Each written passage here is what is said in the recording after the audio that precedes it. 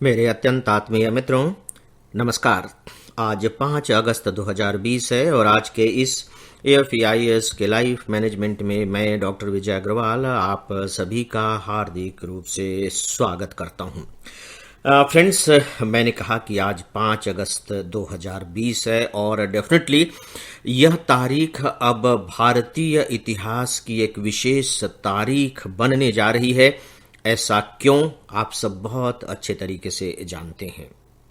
परसों मैं और मेरी पत्नी आपस में बातचीत कर रहे थे कि अब मुझे लाइफ मैनेजमेंट में किन विषयों को उठाना चाहिए। आप जानते हैं कि वे भी चूंकि युवाओं की काउंसलिंग करती हैं तो जीवन से संबंधित समस्याओं से रूबरू होती रहती हैं, तो इस विषय पर हम लोगों की बातचीत होती रहती है।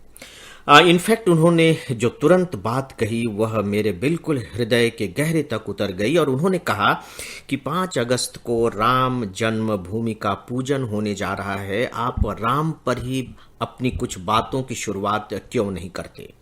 दरअसल फ्रेंड्स, राम और हनुमान की कथा को लेकर, कथा कह लीजिए या उनके संबंध में जो विचार होते हैं वो कह लीजिए, उसको लेकर के मेरे साथ शायद 2011 की बात है, अमेरिका और कनाडा में मेरे लगभग 35-40 लेक्चर हुए थे और उसमें मैं और मेरी पत्नी प्रीति दोनों ही गए थे और उन्होंने उस समय मेरे सारे लेक्चर्स सुने हैं। साथ ही जब भी भारत में अलग अलग जगहों से आमंत्रण आता है उसमें भी वो मेरे साथ जाती थी, तो उन्होंने लेक्चर सुन रखे थे और उन्होंने कहा कि मुझे लगता है कि अभी जो अवसर है उस अवसर में राम पर बात करना बहुत ही ज़्यादा प्रासंगिक होगा। और सच पूछे तो मुझे जो आप राम के बारे में बताते हैं वो थोड़ी सी नई बातें भी लगती हैं, इसलिए बेहतर होगा कि आप इसी विषय पर शुरुआत करें। तो मित्रों, उनके इस इच्छा या यूं कह लीजिए आदेश को सर माथे पर लेते हुए मैंने फिर यही निर्णय लिया कि नहीं, बहुत अच्छा विचार है और इस पर कुछ बातें की जानी चाहिए, क्योंकि अभी जो देश का वातावरण है राम के बारे में काफ़ी रिसेप्टिव है। हालांकि हमेशा राम के बारे में यह देश रिसेप्टिव ही रहा है, यानी कि बहुत ही स्वीकारात्मक मुद्रा में ही रहा है। तो आइए अब कुछ एपिसोड में राम के बारे में कुछ नई बातें, संभवतः नई बातें हों तो आप जान सकते हैं। पहली बात तो मैं आपको ये बताना चाहूँगा कि राम को लेकर के मैंने बाकायदे एक किताब लिखी है और उसका शीर्षक है आप भी बन सकते हैं राम। दोस्तों, सच पूछिए तो यह हिंदुस्तान ही है, यह भारतीय चेतना ही है, या भारतीय धर्म दर्शन जो भी आप कह लीजिए, उसकी महान उदारता है कि वो मुझ जैसे व्यक्ति को अपनी किताब का यह शीर्षक रखने की इजाजत देती है कि आप भी बन सकते हैं राम। इसका मतलब है कि क्या मैं भी राम बन सकता हूं, क्या आप भी राम बन सकते हैं, क्या वह भी राम बन सकता है, क्या हर कोई राम बन सकता है। और अगर हर कोई राम बन सकता है तो फिर राम में ऐसी क्या बात है कि हम उन्हें भगवान माने, क्योंकि हर कोई बन सकता है। आप सोच करके देखिए। मुझे ऐसा लगता है कि राम को समझने के लिए, राम को ही नहीं बल्कि हमारे यहां बाद में कृष्ण हुए या जो भी इस तरह के अवतार हुए हैं, उन्हें समझने के लिए भारतीय चेतना का जो स्वरूप है, उसका जो गुण है, उसका जो चरित्र है, उसे जरूर समझा जाना चाहिए। और एक बार जब हम उसकी चेतना के तत्व को, या बेहतर होगा कि हम शब्द का इस्तेमाल करें सत्य को, इसेंस को समझ लेते हैं, तो फिर जिनके बारे में भी हम पढ़ते हैं या समझना चाहते हैं, आप देखेंगे कि उनके बारे में बिल्कुल नए नए कोणों की झलक हमें मिलने लगती है, एंगल्स मिलने लगते हैं।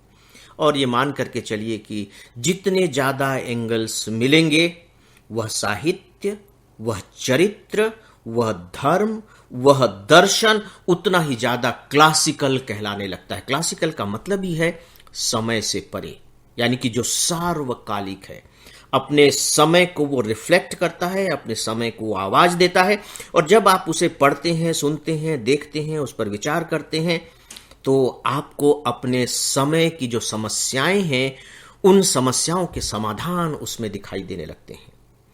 राम ऐसे ही एक चरित्र है, चरित्र कह लीजिए, भगवान कह लीजिए, जो भी आप कहना चाहें। आपकी छूट है, क्योंकि ये हिंदुस्तान ही है जो इस तरह की छूट हमें देता है। तो दोस्तों, मुझे लगता है कि हम सबको इस अवसर पर कम से कम भारतीय दर्शन, भारतीय चेतना या भारतीय संस्कृति की जो आत्मा है, उस पर थोड़ा सा रुककर विचार तो करना ही चाहिए। क्या कारण है कि यह सनातन कहलाता है? क्या कारण है कि हमने ईश्वर को अवतार के रूप में लिया है? आप देखिए कि ईश्वर को अवतार के रूप में लेने का मतलब क्या है। मतलब यह कि ठीक है, राम त्रेता युग में हुए तो वो अपने युग के नायक रहे, हमने उन्हें भगवान मान लिया। लेकिन जब हम द्वापर में पहुंचते हैं तो ये लगने लगा कि नहीं, अब हमें एक नए भगवान की जरूरत है। तो हमारे सामने कृष्ण आ जाते हैं। ये अवतारवाद है। अवतारवाद का मतलब ही मुझे कभी कभी ये लगता है कि अपने समय के अनुकूल जो नायक बन सके। आप क्या कल्पना कर सकते हैं कि सच में हम ईश्वर के स्वरूप में इतने परिवर्तन ला सकते हैं? और परिवर्तन भी कोई सामान्य नहीं है। आप राम और कृष्ण को अगर समानांतर रूप में रख करके देखें तो आपको दोनों में बहुत ज्यादा विविधता दिखाई देगी। विविधता क्या, बल्कि सच यह है कि आपको बहुत से विरोध दिखाई देंगे।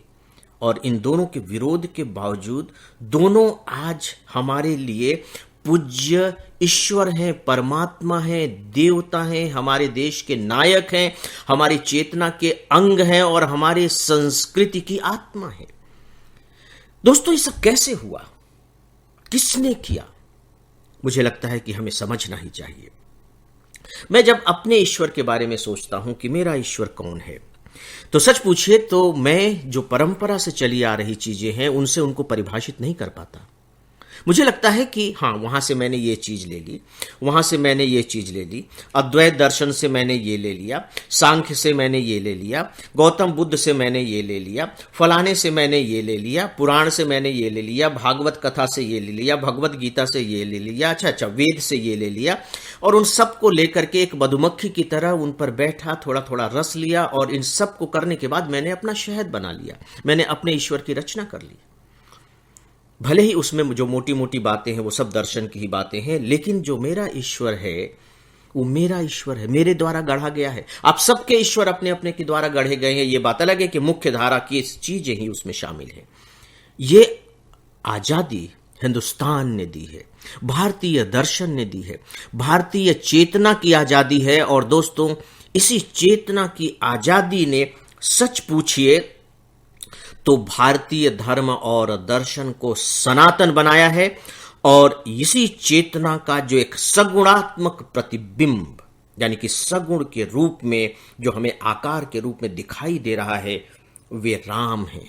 मुझे नहीं लगता कि इतने बड़े डेमोक्रेटिक अप्रोच का दर्शन और कहीं होगा। आप देखिए कि ईश निंदा की बात हमारे यहां कहीं नहीं आई है, कहीं भी नहीं आई है कि ईश निंदा करना कोई महापाप है, घोर पाप है।